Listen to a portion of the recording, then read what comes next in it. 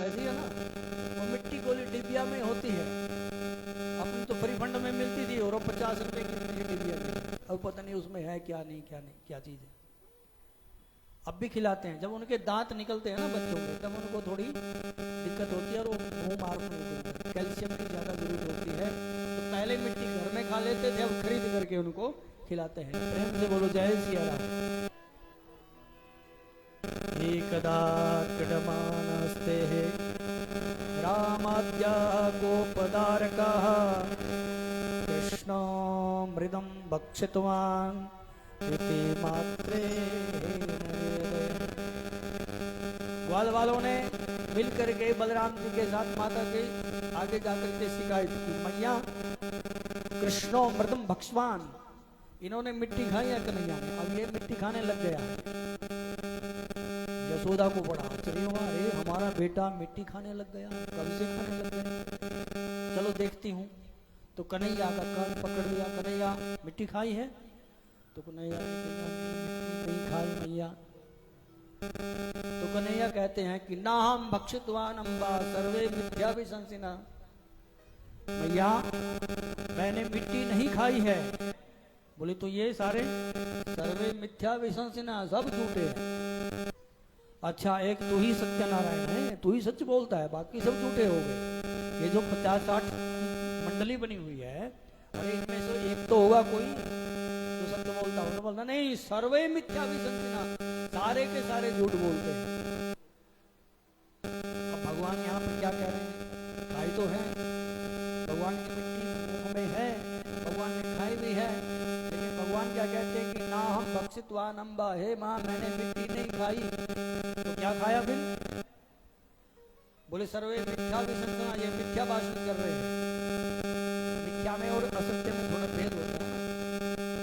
असत्य तो बिल्कुल असत्य है, झूठ है, उसका तो कोई सिर पैर ही नहीं, अस्तित्व ही है नहीं। मिथ्या में थोड़ा भ्रम होता है। अब जैसे मैं बोल दूं आपको ये दिखाया, मैं बोलूं कि मेरे हाथ में कुछ नहीं है, इसको बोलते हैं असत्य, मतलब झूठ है, ये तो सरासर। और फिर मैं बोलूं कि मेरे हाथ में केला है, मेरे हाथ में केला है, ये मिथ्या है, मतलब कुछ तो है लेकिन केला नहीं है, आम है। इसी से समझ लीजिए आप। तो भगवान कहते हैं कि ना हम भक्षितमान अम्ब मां, मैंने मिट्टी नहीं खाई है, सर्वे मिथ्या विशंसिना, ये सब झूठ बोल रहे हैं। तो मैया ने कहा तो क्या खाया? बोले मैंने ब्रिज रज खाई है। क्या खाया? ब्रिज रज खाई है मैंने। यहाँ पर जो ग्वाल बाल हैं, गोपियां हैं, गौएं हैं, या भ्रमण करते हैं, इनके चरणों की जो रज है वो मैंने खाई है। भगवान ये कहना चाहते हैं। चलो भगवान ने कहा कि भैया मैंने मिट्टी नहीं खाई, और यदि तुम सच मानते तो मेरा मुंह खुलवा करके देख। और जैसे ही कन्हैया, भैया ने बोला कि चल तू मुंह खोल, मैया बोली मुंह खोल, और जैसे ही कन्हैया ने अपना मुंह खोला तो सारे का सारा ब्रह्मांड यशोदा मैया को भगवान कृष्ण के मुखारविंद में दिखाई दिया। प्रेम से बोलो जय सिया राम।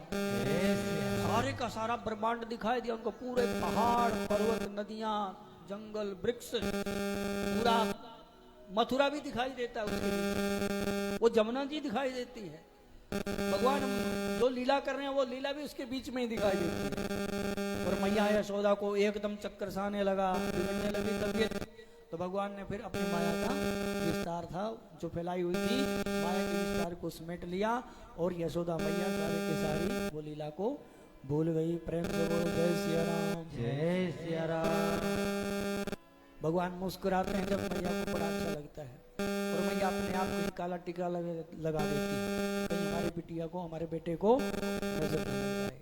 बलराम और कृष्ण भगवान दोनों बड़े सुंदर है, प्यारे हैं, देखने में दोनों रंग में भेद है, बाकी कोई इनके अंदर भेद नहीं। तेरी मंद मंद मुस्कनिया पे, तेरी मंद मंद मुस्कनिया पे, बलिहार श्यामा जो, बलिहार श्यामा जो, तेरी मंद मंद मुस्कनिया पे, तेरी मंद मंद मुस्कनिया पे, बलिहार श्यामा जो, बलिहार श्यामा जो।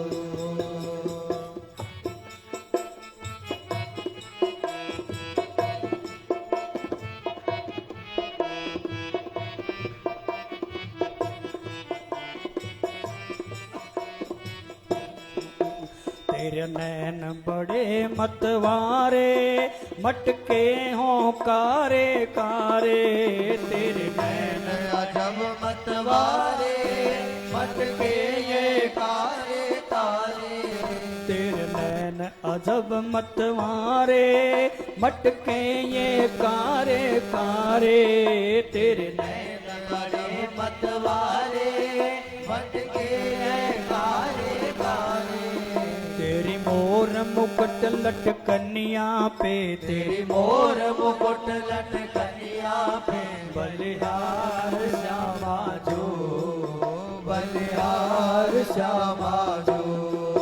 तेरी मंद मंद मुस्कनिया पे, तेरी मंद मंद मुस्कनिया पे। बलिहार श्यामा जो, बलिहार श्यामा जो।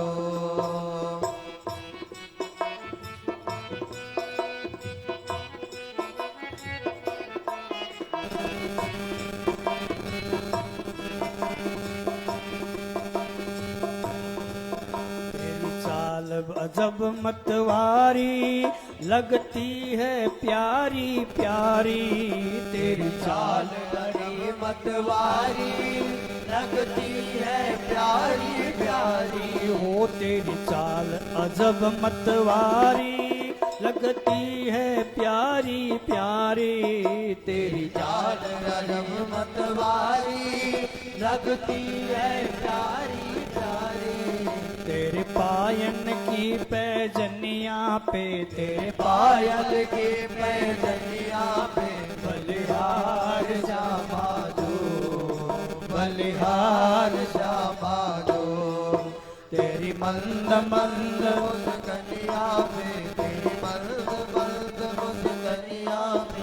बलिहार श्यामा जो, बलिहार श्यामा जो।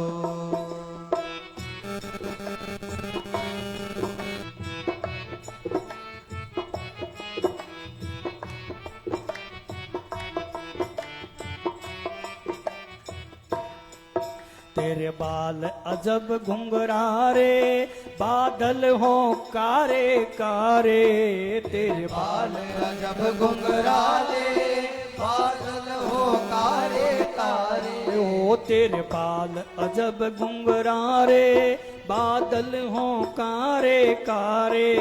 तेरे बाल अजब घुंघरारे, बादल हो कारे कारे। तेरी तिरछी सी चितवनिया पे, तेरी तिरछे से चितवनिया पे। बलिहार श्यामा जो, बलिहार श्यामा जो। तेरी मंद मंद मुस्कनिया पे, तेरी मंद मंद मुस्कनिया पे। बलिहार श्यामा जो, बलिहार श्यामा जो।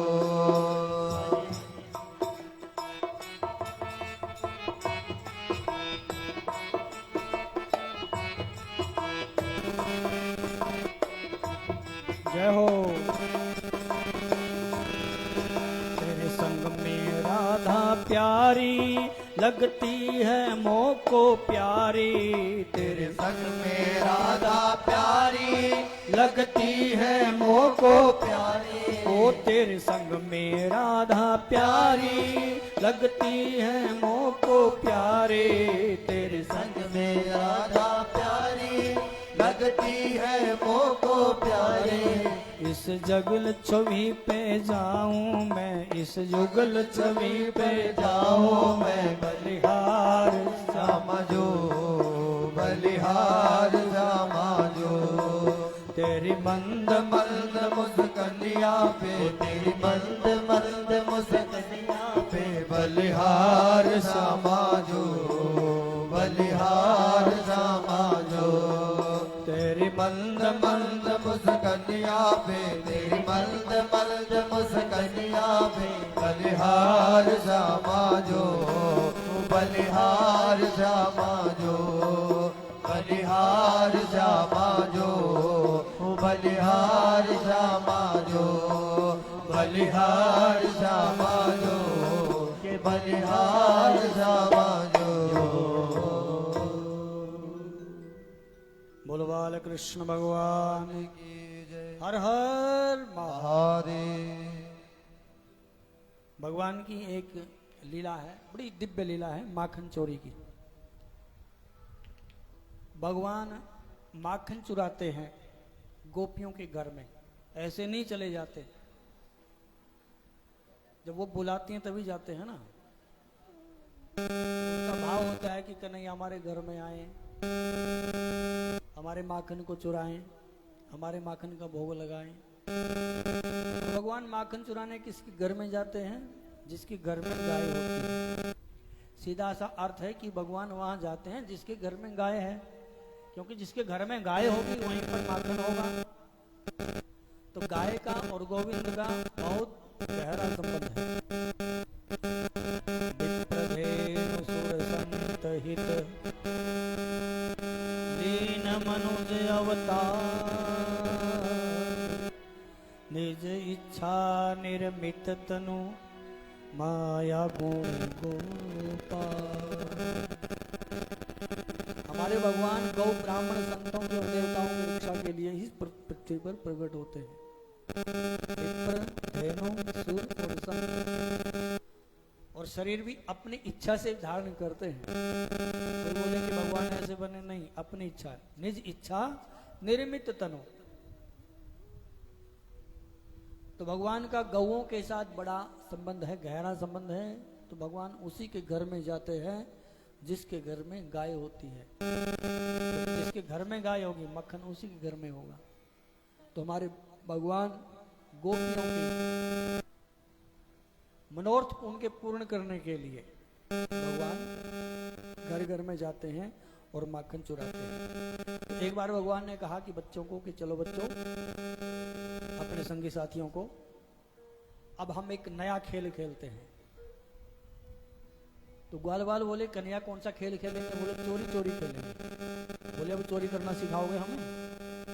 बोले हाँ, चोरी करना कौन सा पाप है, रुपया पैसे की थोड़ी चोरी करेंगे, खाने पीने की है। और खाने पीने की भगवान की दृष्टि में कोई चोरी नहीं होती।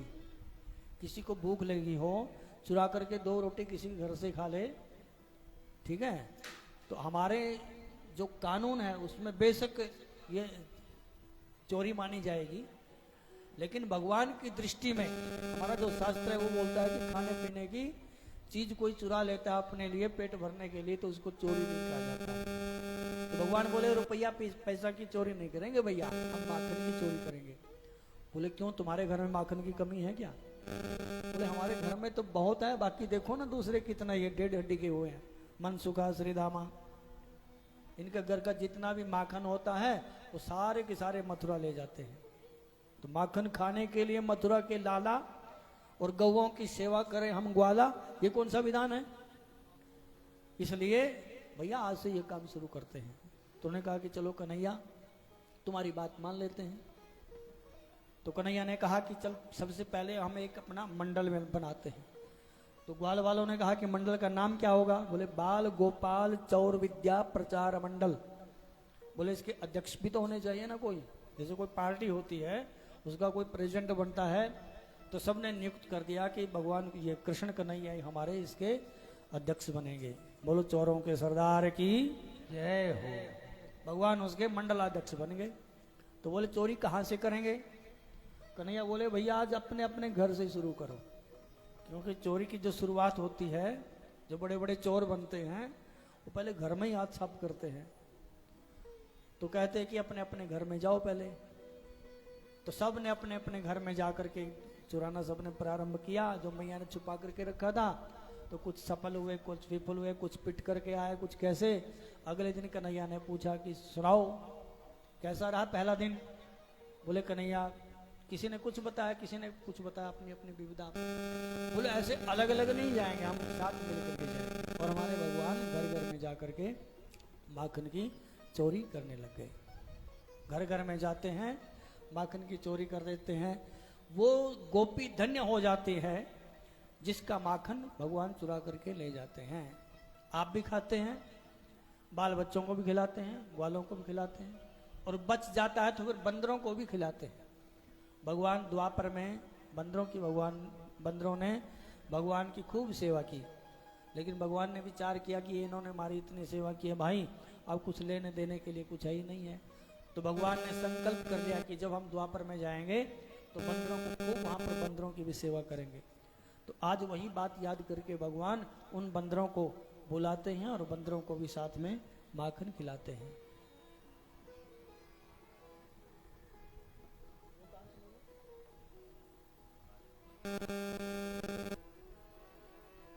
बोलो वृंदावन बिहारी लाल की जय। गोपियां जब माखन निकालती हैं, दही पिलोती हैं, माखन निकालती हैं, प्रत्येक का भाव होता है कि नंदलाल आज हमारे घर में आए। अब कितने ब्रजमंडल में कितने ही घर होंगे वहां पे, भगवान उनके घर में जाते थे। गोपियां भगवान को याद करती थी, ऐसे नहीं जाते थे भगवान, जो भगवान को बुलाते थे भगवान जाते थे। आज मोरे अंगना आओ नंदलाल, आओ गोपाल, दर्शन की प्यासी गुजरिया श्याम। आज मोरे अंगना आओ नंदलाल, आओ गोपाल, दर्शन की प्यासी गुजरिया श्याम। आज मोरे अंगना आओ नंदलाल, आओ गोपाल, दर्शन की प्यासी गुजरिया श्याम।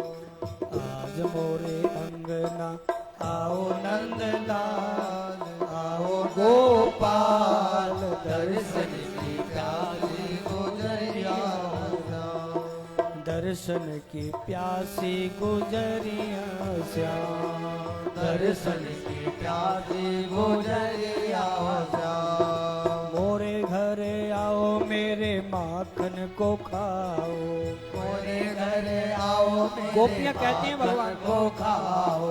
मोरे घरे आओ मेरे माखन को खाओ, मोरे घरे आओ मेरे माखन को खाओ। मीठी मीठी बत्तियां सुनाओ नंदलाल, आओ गोपाल, दर्शन की प्यासी गुजरिया श्याम। आज मेरे अंगना आओ नंदलाल, आओ गोपाल, दर्शन की प्यासी गुजरिया श्याम। दर्शन की प्यासी गुजरिया श्याम, दर्शन की प्यासी गुजरिया श्याम। बोलो नंदलाल की, कृष्ण कन्हैया लाल की जय। तो गोपियां बुलाती तो भगवान जाते थे, और प्रत्येक गोपी अपने अपने माखन को बढ़िया तरीके से संवार के सजा करके रखती थी, और छुप के देखती थी कि कन्हैया हमारे घर आएंगे। तो वो गोपी धन्य हो जाती थी जिसके घर में हमारे नंदलाल, हमारे कन्हैया ग्वाल वालों को लेकर के चले जाते थे। बोलो माखन चोर भगवान की जय। प्रेम से बोलिए जय सिया राम, जय सिया राम। जिस दिन कन्हैया नहीं आते थे तो गोपियां बड़ी परेशान होती थी। कन्हैया की एक झलक देखने को न मिली, आपस में चर्चा करती थी, इकट्ठी हो जाती थी। आज नहीं आया तो बोले बहन आज तो नहीं आया वो। तो कन्हैया के दर्शन करने के लिए बहाना होता था शिकायत का, कि चलो मैया के पास जाकर के शिकायत करती हैं। बहाना शिकायत का है, लेकिन दर्शन कर रहे हैं कन्हैया के। तो सारी की सारी ने झुंड बनाया और पहुंच गई यशोदा के घर में। अरे यशोदा सुन, बाहर आ, निकल करके साथ में अपने बेटे को लेकर के आ। अब वो यशोदा से बात करने थोड़ी आई है, वो तो कन्हैया को देखने के लिए आई। अब तेरे बेटे की करतूत बताती है, क्या हुआ? अरे मैंने बुलाया नहीं तुम्हारे, कोई निमंत्रण नहीं दिया, न्योंदा नहीं दिया, कुछ वैसे चली आ रही है समूह उठाए। बोले हाँ बुलाया तो नहीं, अपने आप आई है। जो तेरा बेटा ना उसकी करतूत बताने के लिए आए, उसको लेके आ सामने। मैया ने बुलाया, बेटा कन्हैया। हाँ मैया इधर आओ। कन्हैया आए, देखा गोपियों ने, दर्शन किया, निहाल हो गई। अब कन्हैया की बातें सुनाती है, क्या क्या करता है नटखट।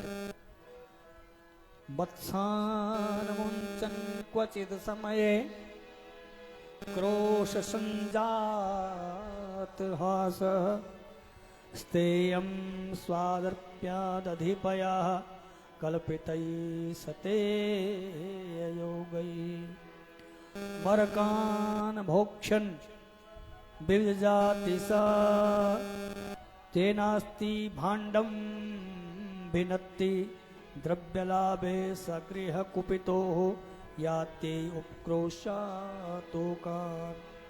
गोपियां शिकायत करते हैं, एक एक शिकायत करते हैं गोपी। मैया सुनो, क्या? वत्सान मुंचन क्वचित समय। मैया जो तुम्हारा बेटा है ना, भाग जाता है, नहीं होता है। मैया ने कहा कि जब बछड़े खोलता है तो तुम्हारी कुछ न कुछ सहायता ही करता है। बोले नहीं, जब दूध निकालने का समय होता है उस समय नहीं, क्वचित असमय है, बिना मतलब के बछड़े खोल देता है और भाग जाता है। तो मैया बोली थोड़ा डांट दिया करो। अरे मैया मैंने डांट करके देख लिया, जब मैं इसको डांटने लगती हूँ ना तो आगे से ये दांत निकाल करके हंसने लग जाता है और इसकी हंसी इतनी हंसी हंसता है, ये इतनी हंसी हंसता है ऐसी कि इसको देख करके मैं भी हंसने लग जाती हूँ और मेरा गुस्सा ही ठंडा हो जाता है। क्या करूं? मैया मैंने एक दिन बोला इसको, कन्हैया जरा बछड़ा खोल दे, मैं कुछ काम कर रही हूँ, दूध निकालना है अभी। तो ऊपर से बोलता है तेरे बाप का नौकर हूं क्या? ऊपर से ऐसे बोलता है। और जब समय नहीं होता तो बछड़े खोल करके भाग जाता है। डांटती हैं तो इसको देख करके, इसकी मायूसी देख करके हमको हंसी आ जाती है। तो गोपी कहती हैं कि इसको फिर क्रोध भी बहुत आता है, जब हम इसकी बात नहीं मानते हैं तो क्रोध भी बहुत आता है। और स्तेयम, ये चोरी करता है माखन की हमारे घर में जाकर के। तो हमने बोला एक दिन कि कन्हैया तू चोरी क्यों करता है? बेटा आराम से बैठ हमारे घर में, हम तुम्हें खिलाती हैं, हम तुम्हें खिलाएंगी, ये तुम्हारा ही घर समझो, आराम से बैठ के पाओ, चोरी करने में क्या है, खाओ। तो जब मैंने इसके आगे थाली रखी तो कहने लगा कि मैं कोई भूखनंगा हूं जो तुम्हारे घर में आकर के माखन करूंगा, तुम हमारे घर में आओ खाओ। तो मैंने पूछा कि चोरी क्यों करते हो? तो आगे से बोलता है कि चोरी के माल में कुछ आनंद ही ज्यादा होगा गोपी, इसलिए चोरी करता हूं। ऐसी ऐसी बातें करता है मैया। अरे तो इसको ऊपर लटका करके रखा करना, वो भी काम करके देख लिया, छुपा करके भी देख लिया, सारे काम करके देख लिया। हमने एक दिन अपने माखन को ऊपर टांग दिया कि यहाँ कन्हैया कैसे चढ़ेगा। तो एक बड़ा से इसका साथी है, उसको घोड़ा बनाया, उसके ऊपर दूसरे को, ऊपर तीसरे को, और उसके सबसे ऊपर चढ़ गए ये महोदय, अध्यक्ष महोदय चढ़ गए और उन्हें झट से ऊपर से उतारा और सबको खिलाया। और सबको खिला के अपने आप खाया, सारे ग्वाल बाल थे, सबको खिलाया। भैया मेरा मटका बहुत बड़ा था, सारे के सारे ग्वाल बाल भी रच गए खा खा करके। तो उसने पता नहीं कैसी आवाज निकाली कि दुनिया भर के बंदर वहां पर आ गए। प्रेम से बोलो जय सिया राम। जय सिया राम। दुनिया भर के बंदर आ गए और बंदरों को इन्होंने खिलाना शुरू कर दिया। और मैया इतना माखन था कि बंदर भी खा करके थक गए, उनके भी नीचे लटक गई थैलियां। अब क्या करें? अब कन्हैया ने कहा कि ये तो बचा हुआ है इसके अंदर। तो इसने क्या किया, उसने उसको सूंघा, अरे अरे कितना सड़ा हुआ माखन रखा हुआ है। गोपी ने खा करके बीमार होंगे क्या? और ऊपर से लेकर के नीचे को उसने मटका दूर से एकदम धड़ाम करके फोड़ दिया। भांडम भिन्नति, भांडे फोड़ देता है हमारे। खाए तो खाए लेकिन बर्तन भी तोड़ देता है। अब क्या करें इसका? और एक गोपी शिकायत करती है, सारी की सारी गोपियां कन्हैया को टकटकी लगा करके देखती हैं। तो गोपियां शिकायत के बहाने मैया के पास जाती हैं। उन्हें कहा कि मैया ये गुस्सा बहुत करता है, गालियां बहुत निकालता है। एक दिन मैंने बहुत छुपा करके माखन रखा हुआ था तो ये सारे घर में घूमता रहा। 2 घंटे मैं भी देखती रही। अब घूमता रहा तो इसने 2 घंटे के बाद सब देखा तो गालियां निकालने लगा। ये कैसा ये घर है कि शमशान घाट है? यहाँ पर तो कुछ खाने पीने को मिला ही नहीं है। हमारे 2 घंटे वैसे ही इसने खराब कर दिया गोपी ने। इसने इसके घर में कुछ रखा ही नहीं है, कैसा घर है ये? तो वहां पर मेरी बिटिया सोई हुई थी। बिटिया की चुटिया को इसने खाट के बाई पटिया के साथ बांध दिया और उसके कान में धीरे से बोल दिया हौवा, ऐसे करके भाग गया। और जैसे मेरी बेटी उठी, छटपटाई, रोने चिल्लाने लगी। मैंने कृष्ण कन्हैया को भागते हुए देखा, फिर पकड़ा, अपनी बेटी को संभाला। बेटी रोने की कोई बात नहीं है, ये उस नटखट की ही सारी करतूत है। मैया ऐसे ऐसे काम करता है। बुला तेरे कन्हैया को, यहां ला सामने, डांट इसको। तो मैया को कन्हैया ने गाल फुला लिए कि मैया सब झूठ बोलती हैं ऐसे ही। तो उसने कहा कि देखो तुम जो बोल रही हो हमारे को तुम्हारे ऊपर कोई विश्वास नहीं है, हमारे कन्हैया ने यदि चोरी की है तो सरेआम पकड़ करके इसको दिखाओ तब हम मानेंगे। बोलो कृष्ण कन्हैया लाल की जय। एक सखी है प्रभावती, भगवान से बहुत प्रेम करती है और उसने चलते चलते ग्वाल वालों के बीच में बोल दिया, ये कन्हैया है ना ये सबके घरों में जाता है, लेकिन जिस दिन मेरे घर में आएगा मैं इसको ऐसा सबक सिखाऊंगी, पकड़ करके दिखाऊंगी इसको। तो कन्हैया को जाकर के साथियों ने बता दिया कि प्रभावती ऐसा बोल रही है। तो भगवान ने चैलेंज जो था, चुनौती, वो स्वीकार करके आज इसके घर में ही चलेंगे सब लोग। तो प्रभावती भगवान की प्रतीक्षा करती है और प्रभावती ने अपना जो सुंदर मटकिया है माखन की वो रखी है सामने, ऊपर छीके के ऊपर लटका करके, और अब दरवाजे के पीछे खड़े होगी प्रभावती कि भगवान कन्हैया आएगा अपने साथियों के साथ तो उसको जट करके पकड़ लूंगी। कन्हैया से प्रभावती बहुत प्रेम करती है, प्रतिदिन अपना माखन तैयार करके रखती है। कन्हैया नहीं आते, आज प्रभावती के उस मनोरथ को पूर्ण करने के लिए हमारे कन्हैया प्रभावती के घर में प्रवेश करते हैं। प्रभावती के घर में भगवान ने प्रवेश किया, सारे ग्वाल वाल साथ में हैं और प्रभावती दरवाजे के पीछे एकदम चुपचाप खड़ी है। तो भगवान ने कहा कि ऊंचा है क्या करें, तो भगवान ने 2-4 को नीचे लगाया और 2 के उसके ऊपर लगाया, फिर भगवान ऊपर चढ़ गए और छींका भगवान ने पकड़ लिया उतारने के लिए। इतने में ही प्रभावती आ गई। जैसे ही प्रभावती आई तो जितने भी ग्वाल वाल थे वो तो सारे के सारे नीचे से निकल करके भाग गए, ऊपर लटके रह गए महोदय। भगवान कृष्ण ने छीका पकड़ा हुआ और ऊपर ही लटके हुए हैं, अब नीचे छोड़े तो चोट लगे। ऊपर से प्रभावती खड़ी डंडा लेकर के। प्रभावती ने कहा कि कन्हैया नीचे आ। बोले प्रभावती ये तुम्हारा घर है क्या? बोले अच्छा नाटक करता है। बोले दिखने में तो हमारे जैसा लगता है, मैंने सोचा मैं अपने घर में ही खड़ा हूं कहीं। बोले नाटक वाटक बंद कर, नीचे आ फटाफट। भगवान ने कहा कि नीचे उतार देना मेरे को। अरे ऊपर से इतनी दूर से गिरूंगा, चोट लग जाएगी, थोड़ा बहुत तो कुछ शर्म कर, कुछ दया कर मेरे ऊपर। प्रभावती ने कहा कि आता है कि डंडा दूं, और भगवान ने एक झटका मारा तुरंत, और जो मटकी थी वो भगवान के सिर के ऊपर बजी और सारे के सारा माखन भगवान के ऊपर लिपट गया। इतने में देख करके ग्वाल वाल आ गए। ग्वाल वालों ने भगवान को चाटना प्रारंभ कर दिया। मिलेगा तो कैसे, इसी को चाट के काम चला जाते हैं। भगवान वाल थे जितने भगवान को चाटने का प्रारंभ कर दिया काम, और इधर से झट करके प्रभावती ने कन्हैया को पकड़ लिया। चल यशोदा के पास। प्रभावती ने घूंघट निकाला हुआ है, कन्हैया की बाजू पकड़ी हुई है, जा रही है यशोदा मैया के पास। अरे यशोदा मैया देख तेरे कन्हैया को लेकर के आई हूं, अब इसको दंड देना, ऐसा मन में सोचती हुई जा रही है वो।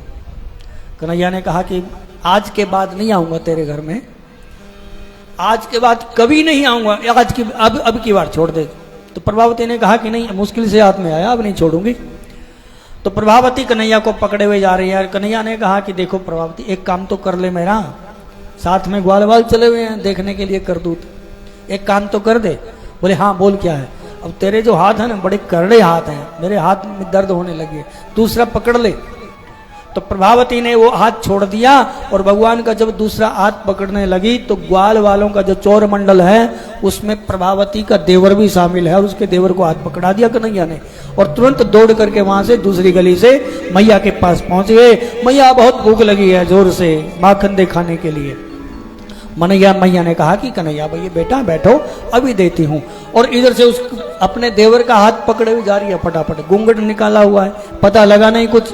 अरे यशोदा बाहर आ, देख तेरे बेटे को लेकर के आई हूँ। कन्हैया अंदर बैठे हुए हैं, मैया बाहर आई तो बोली क्या बात है प्रभावती। बोले तुम तेरे बेटे की करतूत देख, सारे आम पकड़ करके लेके आई। बोले दिखा कौन है। तो देखा कि जैसे उसने घूंघट उठाया तो देखा कि ओहो ये तो मेरा देवर है। वो कहाँ गए नटखट।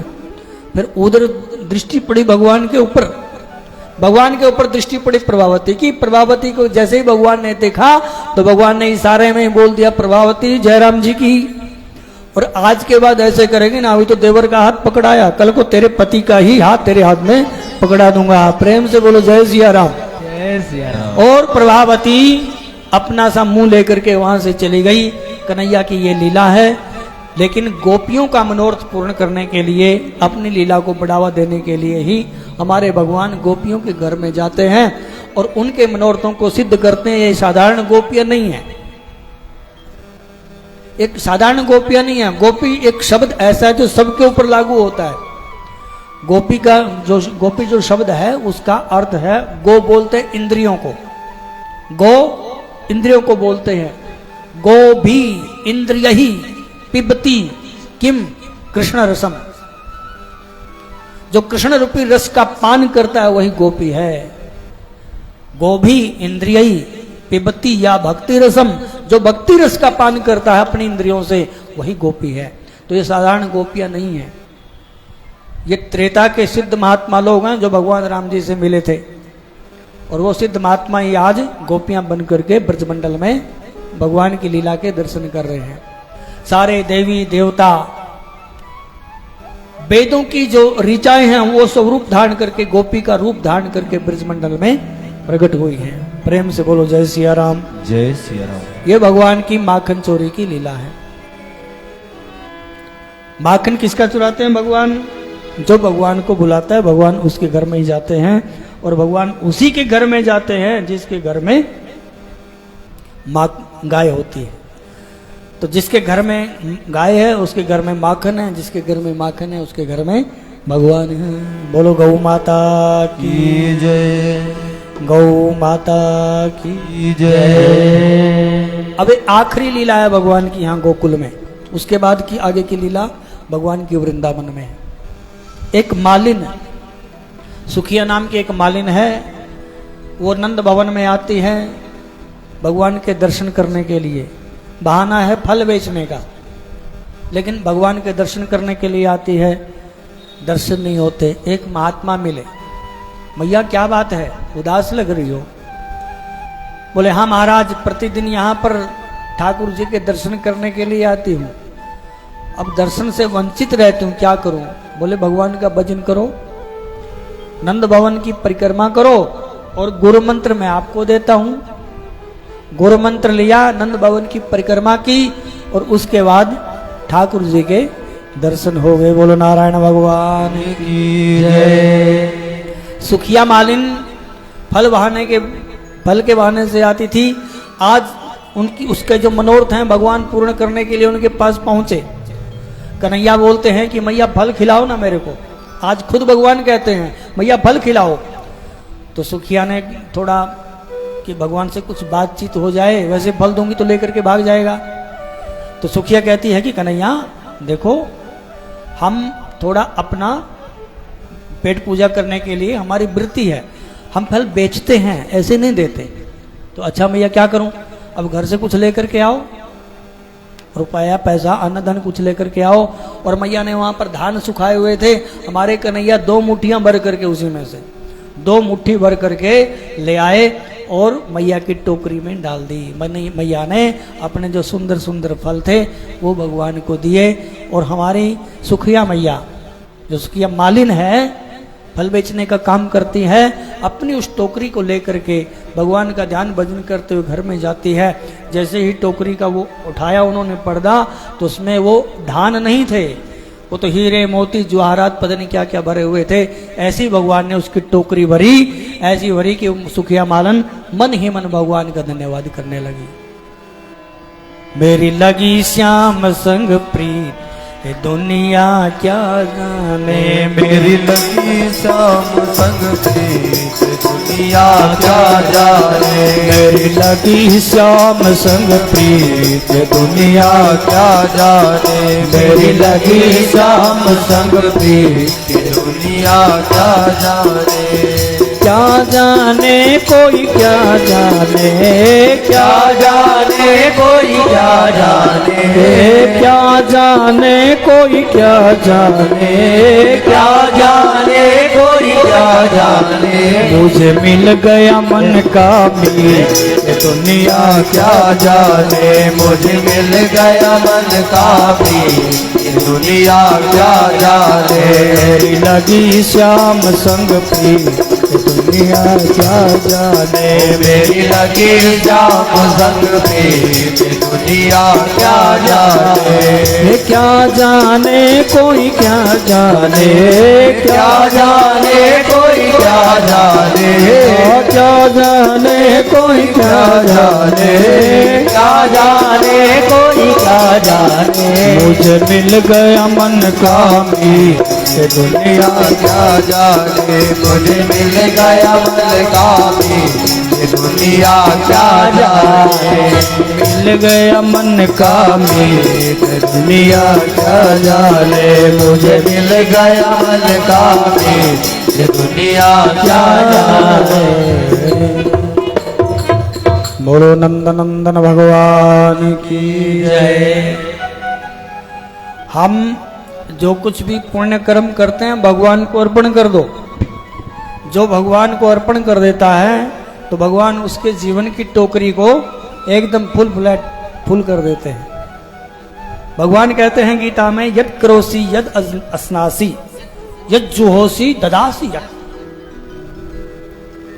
यद तपस्यसी कौन्तेय तद कुरुस्व मद अर्पणम। भगवान कहते हैं कि यद करोसी, तो जो भी कर्म करता है सत्कर्म कुछ भी करता है, यद अस्नासी जो कुछ खाता है, जो कुछ तपस्या तप करता है, हवन यज्ञ करता है, दान करता है, तत् कुरुस्व मद अर्पणम, वो मेरे अर्पण कर दे। उसके बाद वह जिम्मेवारी मेरी है।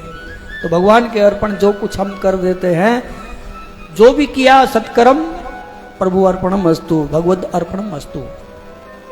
कायेन वाचा मनसेन्द्रियर्वा बुद्ध्यात्मना वा कृते स्वभावात् करोमि यद्यत् सकलम परस्मै नारायणेति समर्पयामि। हे प्रभु, मैं जो कुछ भी मन बुद्धि चित्त इंद्रियों से जो कुछ भी करता हूं वो प्रभु के अर्पण करता हूं। ब्रह्मर्पणम ब्रह्महवि ब्रह्मग्नो ब्रह्मणाहुतम ब्रह्मैव तेन गंतव्यम ब्रह्म कर्म समाधिना। भगवान के अर्पण कर दो, फिर भगवान हमारे जीवन की टोकरी को ऐसे ही भर देंगे जैसे सुखिया की भर दी है। प्रेम से बोलो जय सिया राम, जय सिया राम। अब यहाँ पे भगवान रहे गोकुल में 5 वर्ष तक। इसके बाद की लीला भगवान की वृंदावन में है। सब ने विचार किया कि भाई यहाँ पे अनेक प्रकार के उत्पात होने लगे हैं, अब इस स्थान को छोड़ देना चाहिए। यस्मिन् देशे न सम्मानो न मृत्युर्न च बांधवा न च विद्यागम कोपि तम देशम परिवर्जयेत्।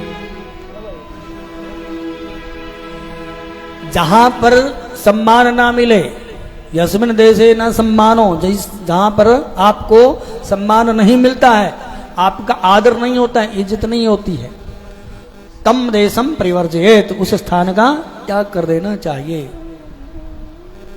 ना वृत्ति, कोई धन कमाने का कोई साधन नहीं मिलता हो जहां पर, उस स्थान पर भी व्यक्ति को नहीं रहना चाहिए। न च बांधवा, ना भाई बंधुओं जहां पर, ना च विद्यागम कोपी, विद्या प्राप्त करने का भी जहां पर कोई साधन ना हो, तो उस स्थान का व्यक्ति को बिना सोचे समझे उसी क्षण उसका परित्याग कर देना चाहिए। अब जितने भी गोप हैं वो सब विचार करते हैं कि अब इस स्थान पर हमारा गुजारा नहीं है, हमें यहाँ से छोड़ करके दूसरे स्थान पर जाना चाहिए। बोले कहाँ जाएं? वनम वृंदावनम नाम पसव्यम नवकाननम गोप गोपी गवाम सेव्यम पुण्याद्रितृण विरुधम। अनेक प्रकार के वन हैं, कोई निधि वन है, कोई मधुवन है, कोई वृंदावन है। बोले वृंदावन में चलते हैं, वहाँ पर बहुत सुंदर वातावरण है, अपनी जो गौएं हैं उनके लिए भी घास की कोई कमी नहीं है, और सब प्रकार की रिद्धि सिद्धि वहाँ पर मिलेगी। इसलिए सब के सब वृंदावन चलो। तो सब ने एक मत से निर्णय लिया कि हम सब लोग वृंदावन चलते हैं। बोलो वृंदावन धाम की जय। हमारे भगवान वृंदावन में आकर के भी अनेक प्रकार की लीलाएं करते हैं। कंस मामा को अभी चैन नहीं पड़ रहा है, दुखी है बहुत। क्यों? क्योंकि मृत्यु से भय लगता है। भैया जिसको मृत्यु से भय तो सबको लगता है ना, लेकिन यदि मृत्यु से भय लगता है तो जो मृत्यु का मालिक है भगवान, उसके साथ अपना संबंध जोड़ लो। अगर कोई छोटा मोटा अफसर तंग करे ना, ठीक है, तो मुख्यमंत्री के साथ यदि जान पहचान हो जाए तो फिर नीचे वाले क्या करेंगे? फिर कुछ नहीं करते हैं, कुछ नहीं बिगाड़ते, उनको पता चल जाता है। ऐसे ही यदि हमारा भगवान के साथ संबंध हो जाता है फिर हमें किसी प्रकार की कोई शंका और भय नहीं रहता है। तो कंस को चैन नहीं है, कंस ने बत्सासुर को भेज दिया मारने के लिए। हमारे भगवान बछड़े चराते हैं। भगवान गौएं चराते हैं, लेकिन गौओं से पहले बछड़ों के पीछे भगवान गए, बत्सासुर का कल्याण किया। कभी कोई असुर आता है, कोई असुर आता है भगवान के पास। एक असुर आया जिसका नाम है अघासुर। अघासुर आया, दूर से ऐसा लगे जो बहुत बड़ी कोई गुफा है अजगर के रूप में। ग्वाल वालों ने उसको सुंदर गुफा मान करके उसमें प्रवेश किया। भगवान ने कहा कि रुको रुको, ठहरो ठहरो भैया, ये अच्छी जगह नहीं है। लेकिन ग्वाल वालों ने सुना नहीं है और उसके अंदर प्रवेश कर गए। तो भगवान ने विचार किया कि हमारे साथी चले गए तो हम भी चलते हैं, और भगवान भी उस अघासुर के मुख में प्रवेश कर गए। अघासुर पाप वृत्ति है। अघ माने होता है पाप, अघासुर पाप वृत्ति। भगवान अघासुर के पास जाने से जीव को मना करते हैं, लेकिन जीव कहाँ रुकता है, दौड़ जाता है भगवान के, नहीं सुनता। फिर भगवान उसको बचाने का भी काम करते हैं। अघासुर के मुख में चले गए। जैसे अघासुर के मुख में सारे के सारे चले गए तो अघासुर ने अपना मुंह बंद कर लिया और हवा सारी की सारी बंद कर दी। अब सबका दम घुटने लगा तो भगवान ने अपने शरीर को बढ़ाना प्रारंभ किया और अघासुर की आंखें बाहर निकल गई और अघासुर वहां पे गोविंदाय नमो नमः, बोलो वृंदावन बिहारी लाल की जय। अघासुर का भगवान ने कल्याण किया। अघासुर जो है वो पाप है, अगमन पाप। पाप से बचाने का काम संत करते हैं, सदगुरु करते हैं, भगवान का नाम करता है और भगवान की कथा करती है। ये चार तत्व ऐसे हैं जो हमें पाप से बचाते हैं: संत, सदगुरु, भगवान का नाम और भगवान की कथा। जो व्यक्ति इनसे जुड़ जाता है उस जीव से कभी भी पाप नहीं होता है। अर्जुन का प्रश्न है एक, गीता में अर्जुन भगवान से पूछते हैं, अथ केन प्रयुक्तोयम पापम चरति पुरुषः अनिच्छनपि वार्ष्णेय बलादिव नियोजिता। अर्जुन कहते हैं कि हे प्रभु ये बताइए कि ये जो जीव है पाप करना नहीं चाहता है, लेकिन फिर भी ऐसा पाप कर बैठता है और इसको कोई ऐसा लगता है जबरदस्ती पाप में लगा रहा है। अनिच्छनपि, ना चाहते हुए भी, बलात् इव नियोजिता, कोई जबरदस्ती इसको लगा रहा है। अथ केन प्रयुक्तोयम, कौन ऐसा है जो इसको पाप में लगाता है? तो भगवान कहते हैं कि लोभ पापस्य कारणम, लोभ ही पाप को प्रकट करता है। जहां लोभ हो गया वहीं पर पाप वृत्ति जीव की आ जाती है, और लोभ किसी चीज का हो वहीं पाप बढ़ जाता है। किसी ने पूछा कि लोभ के पाप के पिता का नाम क्या है? पाप के पिता का नाम क्या है? पाप के पिता का नाम है लोभ, क्योंकि लोभ से ही पाप प्रकट होता है। लोभ पापस्य कारणम। भगवान ने तो इन तीनों को, काम, क्रोध और लोभ को नरक का द्वार बताया है। जो व्यक्ति काम, क्रोध और लोभ के अधीन रहता है तो समझ लो उसके तीनों दरवाजे खुले हैं, किसी भी दरवाजे से प्रवेश करे। इसलिए अघासुर को मारने के लिए भगवान का नाम और भगवान की कथा, संत और सतगुरु, ये चार तत्व ऐसे हैं जो हमारे जीवन में से अघासुर को खत्म कर सकते हैं। बोलो नारायण भगवान की जय। अघासुर भगवान ने मार दिया। ग्वाल वालों ने जाकर के 1 साल के बाद बताया, 1 साल की घटना को आज बताया। ग्वाल वालों ने जाकर के घर में मैया को बताया कि मैया आज कन्हैया ने अघासुर का वध कर दिया। भगवान विचार करके 1 साल की बात है आज बता रहे हैं। तो परीक्षित ने पूछा कि महाराज ये ऐसी कैसी घटना थी जो 1 साल के बाद बता रहे हैं? तो बोले सुनो, जब अगासुर का वध भगवान ने कर दिया तो भगवान वहां पे अपने ग्वाल वालों के साथ बैठ गए भोजन करने के लिए। भगवान ने विधान बनाया था ना एक, कि भी अपने अपने घर से सब बना करके ले करके आएंगे भोजन प्रसाद। जैसे छोटे छोटे बच्चे होते हैं ना स्कूल में, किट्टी पार्टी करते हैं, आप भी करते हो किट्टी पार्टी? करते हैं जी, सब करते हैं। अच्छा, ये किट्टी पार्टी सब जगह चली हुई है। तो बच्चे जैसे स्कूल में जाते हैं ना, आज अच्छी अच्छी चीजें बना करके ले गए, फिर इकट्ठे होकर के बैठ करके खाते हैं। ये पुराना विधान है भगवान का चलाया हुआ। भगवान ने सबको बुलाया, इकट्ठे किया और सब के सब वहां पर बैठ करके भोजन कर रहे हैं। तो एक बालक है जिसका नाम है श्रीदामा, वो घर से कड़ी लेकर के आया बना करके। उसने विचार किया कि ये कड़ी क्या भगवान को दूंगा, इसको चुपचाप अलग से होकर के अपने आप खा लेता हूं। और श्रीदामा वहां से उठा, उसने वो कड़ी थी जो वो पेड़ के पीछे जा करके चुप करके आराम से पीना शुरू कर दिया। तो भगवान की दृष्टि पड़ी, भगवान तो सब जगह देखते हैं, कितना ही छुप करके काम करेंगे भगवान देखेंगे, क्योंकि सिद्धांत है हरि व्यापक सर्वत्र समाना। भगवान सब जगह है, कितना छुप करके कोई काम कर ले। तो श्रीदामा के ऊपर दृष्टि पड़ी भगवान की। भगवान दौड़े, अरे प्रसाद नहीं देगा क्या, अकेले ही खाएगा? और इतने में तो सारी की सारी उड़ेल गया वो। भगवान ने विचार किया प्रसाद तो मिला ही नहीं है, और भगवान उसके मुंह को चाटने लगे। जो इधर उधर थोड़ी बहुत ही गिरी हुई थी, मुंह को चाटने लगे। देवता लोग पुष्पों की वृष्टि कर रहे हैं, फूल बरसा रहे हैं, आनंद ले रहे हैं। और ब्रह्मा जी का दिमाग खराब हो गया, बुद्धि खराब हो गई। ये कैसा भगवान है, सबका झूठा मीठा खाता है, कैसे खा रहा है बैठ करके? भगवान आए, गोलदारा बनाया भगवान ने, और भगवान ने अपने हाथ में दही और भात मिलाया, उंगलियों में 4 अचार, किसी में मिर्ची, किसी में नींबू का अचार, किसी में आम का अचार, और भगवान करपात्री बन करके उसको खाने लगे। ब्रह्मा का दिमाग खराब हो गया है। भगवान की लीला को समझना बहुत मुश्किल है। देवता लोग भी की बुद्धि खराब हो जाते, देवताओं की भी। तो ब्रह्मा ने विचार किया कि ये कैसा भगवान है, यह सबका झूठा मीठा खा लेता है। इसी के लिए हमने भगवान को पुकारा था, इसी की प्रार्थना की थी, यही हमारे संकट दूर करेगा।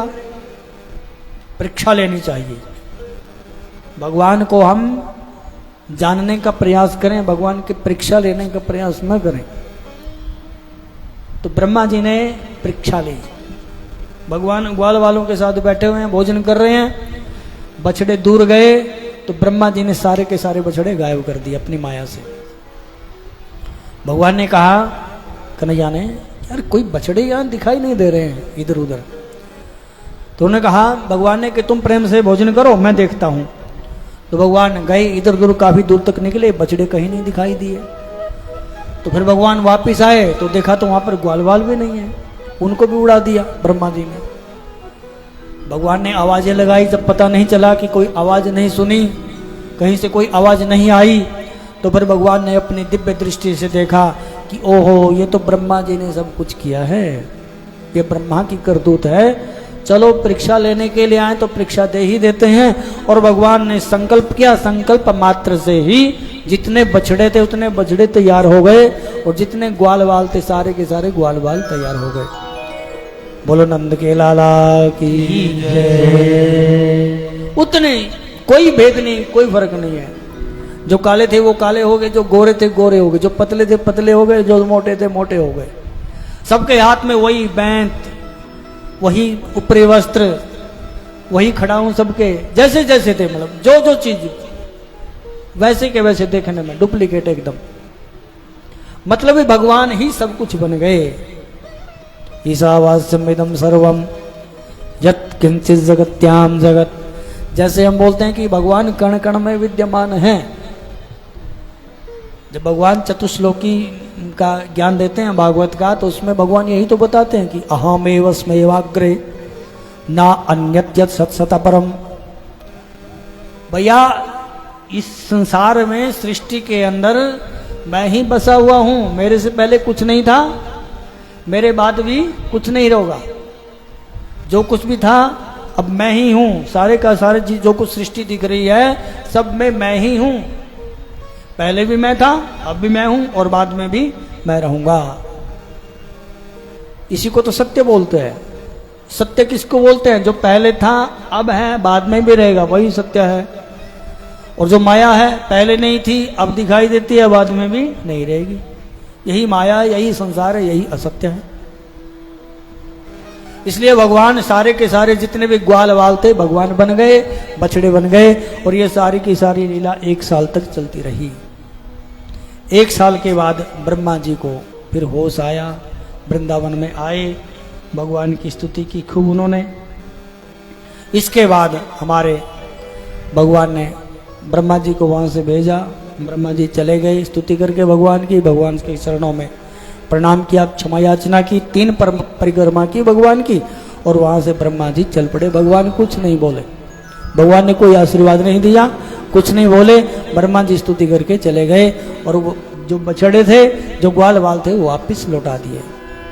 बोलो नारायण भगवान की जय। तालवन में धेनु का सुर रहता है। परीक्षित जी महाराज को सुखदेव बाबा कहते हैं कि ये 1 साल तक वहां रहे, और ब्रह्मा जी का जो एक क्षण होता है हमारा 1 साल के बराबर बीतता है। इसलिए ग्वाल वालों को कुछ पता ही नहीं चला, केवल भगवान को ही पता चला। ग्वाल वालों को तो पता ही नहीं चला, उन्हें अभी गए और अभी आए बस। इसलिए सुखदेव कहते हैं कि 1 साल की घटना आज ग्वाल वाल भगवान वहां पर अपने घर में बता रहे हैं कि मैया तुम्हारे बेटा ने अघासुर को मार दिया। बोलो नंदन नंदन भगवान की जय। जय जय श्री राधे। घड़ी तेज चलती है, घड़ी बहुत फास्ट होती है इस समय आकर के, पता नहीं अपने को लगता है। अभी तो मेरे ख्याल में 6 बज गए हैं, अभी तो हमने गोवर्धन तक पहुंचना है। भगवान की सुंदर लीला है।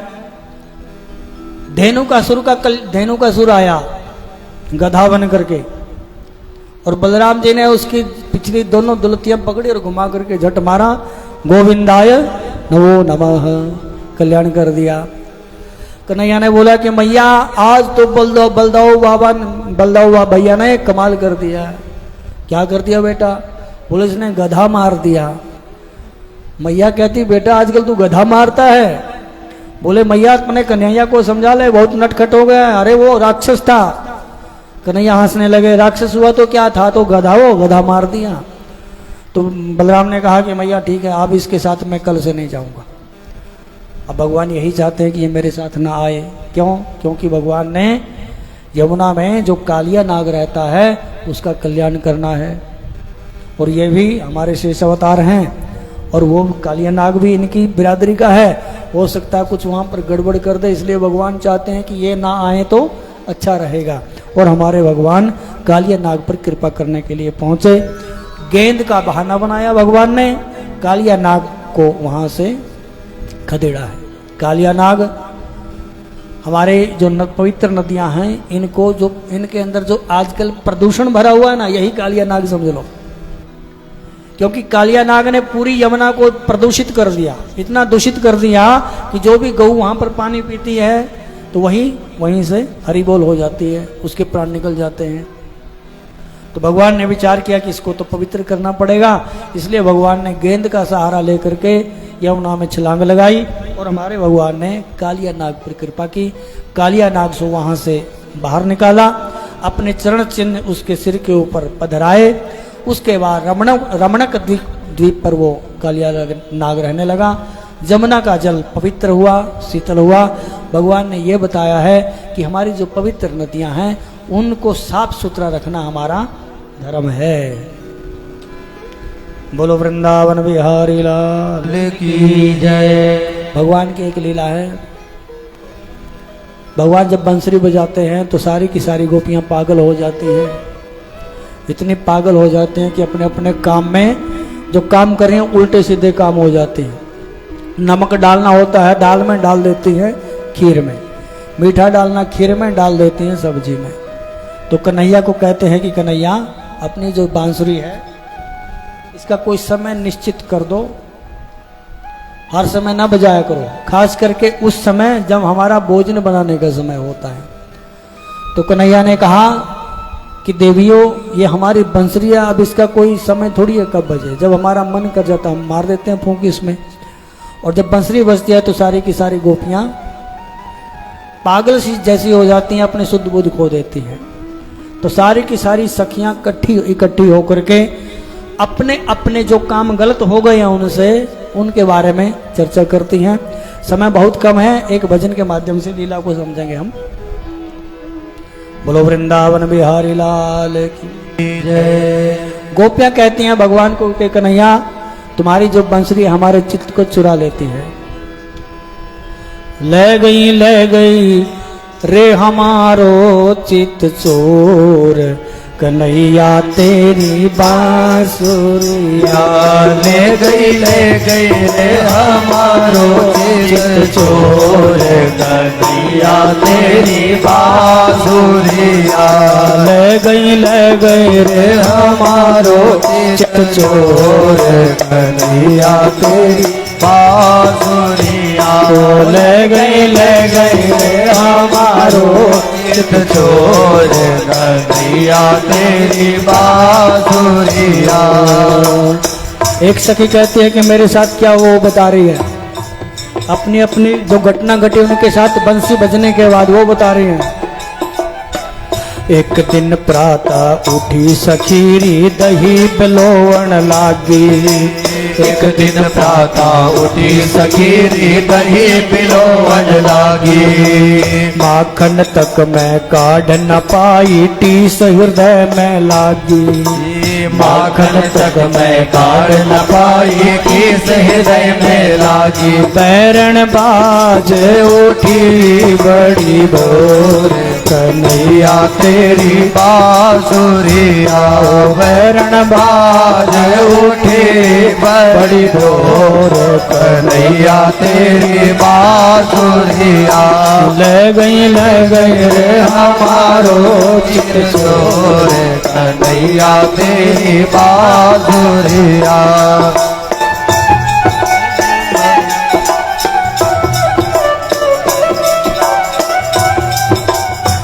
अब एक सखी बोली कि मेरी सुनो। सवेरे उठी ब्रह्म मुहूर्त में, पूजा की थाली सुजाई, स्नान करने के बाद भगवती माता के मंदिर में पूजा के लिए चली और इतने में कन्हैया की बांसुरी बज गई है। देवी पूजन चली सखी, ले पूजा को थाल। देवी पूजन चली सखीरी, ले पूजा की थाल। मंदिर तक मैं पहुँच न पाई, मिल गयो नंद को लाल। मंदिर तक मैं पहुँच न पाई, मिल गयो नंद को लाल। सखी बाज उठी री घन घोर, कन्हैया तेरी बांसुरिया। सखी बाज उठी री घन घोर, कन्हैया तेरी बांसुरिया। ले गई रे हमारो चित्त चोर, कन्हैया तेरी बांसुरिया।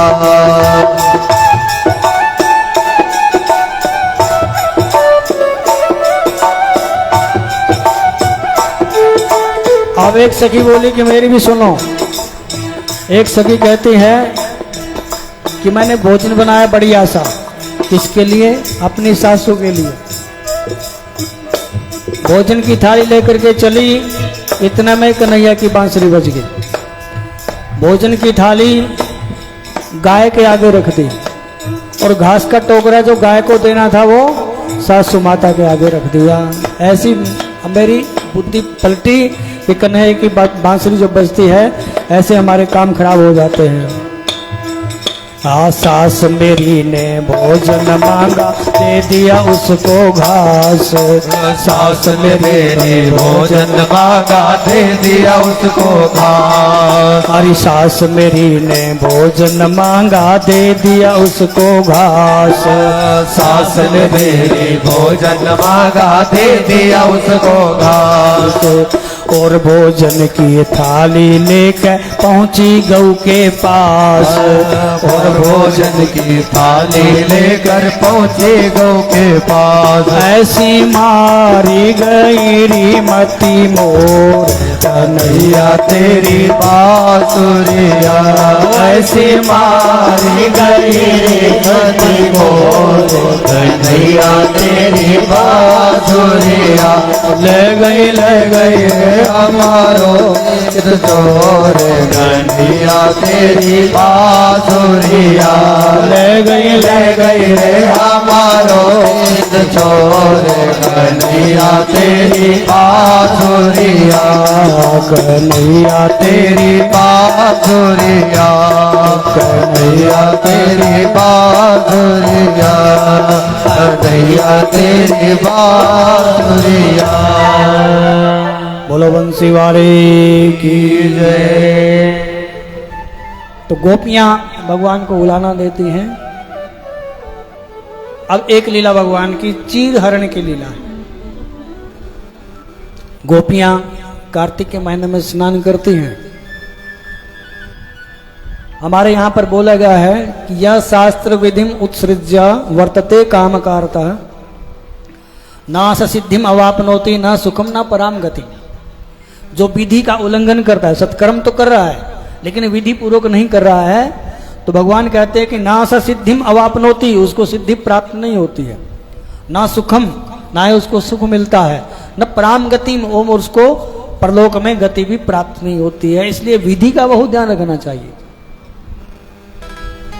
जैसे आप भोजन बनाते हैं, सब्जी बनाते हैं, उसमें विधि है ना बनाने की। आटा बनाना है, परात में आटा डालिए, उसमें थोड़ा पानी डालिए, फिर मलिए, फिर थोड़ा पानी डालिए। सब्जी बनाते हैं, उसकी भी विधि है, हर एक चीज की विधि है। इसलिए भगवान कहते हैं कि यह शास्त्र विधिम उत्सृज्य, जो शास्त्र की विधि का त्याग करके अपने मन माने ढंग से आचरण करता है, उस जीव को सुख नहीं मिलता है, सिद्धि नहीं मिलती और गति भी उसको प्रदान नहीं होती है। तो गोपियां जो हैं वो भगवान का भजन तो करती हैं। कैसे? सवेरे उठती हैं ब्रह्म मुहूर्त में, यमुना जी में स्नान करने के लिए जाती हैं, लेकिन जो स्नान करने की विधि है वो ठीक नहीं है। कैसे? वो सारे के सारे वस्त्र उतारे, निर्वस्त्र होकर के जल में प्रवेश किया। भगवान ने विचार किया कि इनको समझाना पड़ेगा, तो एक दिन भगवान उनके साथ साथ पहुंचे और गोपियां जब जल में प्रवेश कर चुकी तो भगवान ने उनके कपड़े उठा लिए। भगवान ने उनके कपड़े उठाए और कदम के पेड़ पर चढ़ गए। तो उन्होंने कहा कि कन्हैया कपड़े दो। तो बोले संकल्प करो पहले। क्या संकल्प करें? गोपियां भगवती माता की आराधना बहुत करती थी। कात्यायनी महामाये महायोगिन्यधीश्वरी नंद गोप स्वतम देवी पति में कुरुते नमः। जिस कन्या का विवाह नहीं होता ना, देर हो जाती है, तो इस मंत्र का पाठ करना चाहिए उसको। तो गोपियां भगवती माता को प्रसन्न करने के लिए और भगवान श्री कृष्ण को पति रूप में प्राप्त करने के लिए यमुना जी में जाकर के ब्रह्म मुहूर्त में स्नान करती थी। तो भगवान ने विचार किया कि इनको कुछ सबक सिखाते हैं, बताते हैं। तो भगवान ने जब उनके कपड़े उठाए तो गोपियों ने मांगे, तो भगवान ने कहा कि संकल्प करो। क्या? निर्वस्त्र होकर के कभी भी स्नान नहीं करेंगे। तीर्थ में तो विशेष, घर में भी नहीं करना चाहिए। घर में भी सारे के सारे कपड़े उतार करके स्नान नहीं करना चाहिए, ये तो राक्षस वृत्ति हो जाएगी फिर। तो भगवान ने कहा कि देखो यहाँ पर कितने बंदर हैं, अगर तुम्हारे बंदर कपड़े उठा करके ले गए, चलो एक दूसरी दृष्टि से सोचते हैं। भाई आदमी कपड़े डाल करके यमुना जी में स्नान करने चला गया, आंधी तूफान आए, आता रहे, कोई चक्कर नहीं। अगर सारे के सारे कपड़े उतार करके यमुना जी में प्रवेश कर गए, आंधी तूफान आया और सारे कपड़े उड़ गए, तो फिर क्या करेंगे? लॉजिक है, ये तो बात सही है। तो भगवान ने कहा कि बंदर बहुत हैं, बंदर कपड़े उठा करके ले गए, तो बोले ठीक है कन्हैया आज के बाद नहीं करेंगे। सबसे बड़ी बात यह है कि यमुना में जो वरुण देवता है, वरुण देवता का अपमान होता है। वरुण देवता ने भगवान को आकर के बता दिया कि प्रभु अब मेरे से सहन नहीं होता है। भगवान ने कहा अभी क्या हुआ? बोले सारी निर्वस्त्र होकर के जल में स्नान करती हैं, बहुत शर्म आती है मुझे तो। तब भगवान ने चीरहरण की लीला के माध्यम से उनको सिखाया कि वरुण देव का अपमान है और आज के बाद तुम कभी भी निर्वस्त्र होकर के स्नान नहीं करोगे। तो गोपियों ने क्षमा याचना की, भगवान ने ये चीर हरण की लीला के माध्यम से हमको बताया है, बहुत सुंदर शिक्षा दी है। दूसरी, भगवान चीर हरण, जो हमारा अंदर का चीर है, अंदर की वासना है, उसका हरण कर लेते हैं, यही मुख्य रूप से चीर हरण है। जब तक जीव का चीर हरण नहीं होता, उसकी वासना नहीं खत्म होती है, तब तक उसको रास लीला में प्रवेश नहीं मिलता है। तो सारी की सारी गोपियां अब रास लीला में जाना चाहती हैं, भगवान के साथ रास करना चाहती हैं, इसलिए भगवान ने इनके सबसे पहले वासना का हरण किया। जब जिसकी वासना का हरण हो जाता है, वो रास लीला में प्रवेश करने का अधिकारी हो जाता है। बोलो नंदनंदन भगवान की जय। भगवान ने ब्राह्मण पत्नियों पर कृपा की। अब भगवान की बहुत सुंदर लीला है, आइए हम सब लोग इस लीला में सम्मिलित होते हैं। बोलिए गोवर्धन भगवान की जय, गिरिराज भगवान की जय। जय जय श्री राधे, जय जय श्री राधे, जय जय श्री राधे श्याम। भगवान की लीला है गिरिराज धरण लीला। भगवान ने एक दिन देखा कि सब लोग बढ़िया बढ़िया मिठाई, पकौड़ी, कचौड़ी, पूड़ियाँ, खीर, हलवा, कढ़ी चावल सब बना रहे हैं। तो बाबा जी से पूछा, ये क्या हो रहा है? बोले बेटा, ये हम दीपावली से अगले दिन इंद्र देवता की पूजा करते हैं। तो इंद्र देवता की पूजा करते हैं, उससे क्या होता है? बोले वो वर्षा देते हैं, पानी देते हैं अपने को भरपूर बादलों के माध्यम से। भगवान ने कहा कि ये उसका अपना काम थोड़ी है, तो अपनी ड्यूटी कर रहे हैं, काम तो भगवान का सारा है, ये तो उनकी ड्यूटी है। तो पूजा करेंगे तो वो पानी देंगे, पूजा नहीं करेंगे तो पानी नहीं देंगे। तो हम पूजा करते हैं, हमारे खेत में पानी पड़ता है, जो लोग पूजा नहीं करते क्या उनके नहीं पड़ता?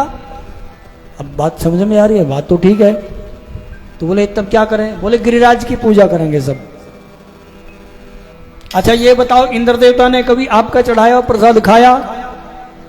भगवान बोलते हैं कभी इंद्र देवता ने आप जो प्रसाद देते हैं खाया? बोले भी खाया तो नहीं है।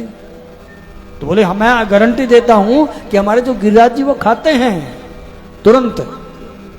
तो क्या करें? तो सब आपस में करने लगी, कानाफूसी होने लगे। बोले कन्हैया की बात मान लो भाई कन्हैया की बात मान लो, चलो चलते हैं। और सब ने अपनी अपनी गाड़ियां तैयार की।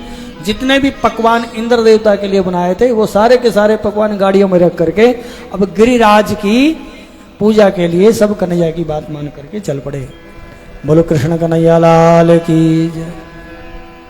भगवान की बात मान करके चले, सबने वहां पर रखा अपना सामान और भगवान को कहा कि बोलो अब करो पूजा। पूजा शुरू हुई, वेद मंत्रों का वहां पर पाठ हुआ। इतने में हमारे भगवान कन्हैया भी वहां पर बैठे हैं। तो सबने कहा कि कन्हैया अभी तुम्हारे देवता प्रकट तो नहीं हुए, पूजा भी हो गई। बोले प्रकट भी होंगे, थोड़ी प्रार्थना करो, इसके बाद ही प्रकट होंगे भगवान। तो सब ने मिल करके भगवान की गिरिराज की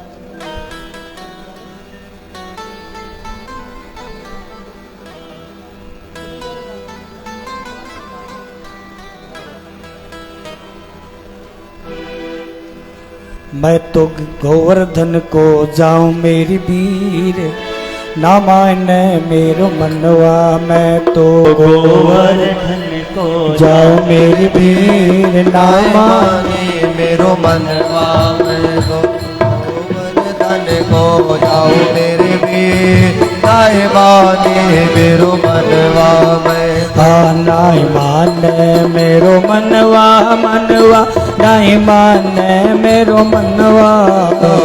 नाय माने मेरो मनवा, नाय माने मेरो मनवा। मैं तो गोवर्धन को जाऊं मेरे वीर, नाय माने मेरो मनवा। मैं तो गोवर्धन को जाऊं मेरे वीर, नाय माने मेरो मनवा। नाय माने मेरो मनवा, मनवा नहीं माने मेरो मनवा, नहीं माने मेरो मनवा, नहीं माने मेरो मनवा। मैं तो गोवर्धन को जाओ मेरे वीर, नहीं माने मेरो मनवा। मैं तो गोवर्धन को जाओ मेरे वीर, नहीं माने मेरो मनवा। बोलो गिरिराज भगवान की जय। सारे सारे ग्वाल गोप गोपियां सब वहां पर पहुंचे और गिरिराज की पूजा करने लगे सब मिल करके। तो उन्होंने कहा कि पहले भगवान ने कहा कि सब मिल करके भगवान की पूजा करो। जब भगवान की पूजा करेंगे, पूजा हो गई, बोले प्रार्थना करो। पूजा के बाद प्रार्थना होती है, प्रार्थना करो भगवान की। तो भगवान की प्रार्थना करो। तो सबने मिल करके भगवान की पूजा और प्रार्थना प्रारंभ की। बोलो गिरिराज भगवान की। बोलिए गोवर्धन भगवान की जय। हो श्री गोवर्धन महाराज, हो महाराज तेरे माथे मुकुट विराज। से गोवर्धन महाराज, महाराज तेरे माथे मुकुट विराज रहो। श्री गोवर्धन महाराज, महाराज तेरे माथे मुकुट विराज रहो। श्री गोवर्धन महाराज, जय हो। महाराज तेरे माथे मुकुट विराज रहो। तेरे माथे मुकुट विराज रहो, तेरे माथे मुकुट विराज रहो। तेरे माथे मुकुट विराज रहो, तेरे माथे मुकुट विराज रहो। श्री गोवर्धन, श्री गोवर्धन, श्री गोवर्धन महाराज, ओ महाराज तेरे माथे मुकुट विराज रहो। श्री गोवर्धन महाराज, ओ महाराज हो तेरे माथे मुकुट विराज रहो।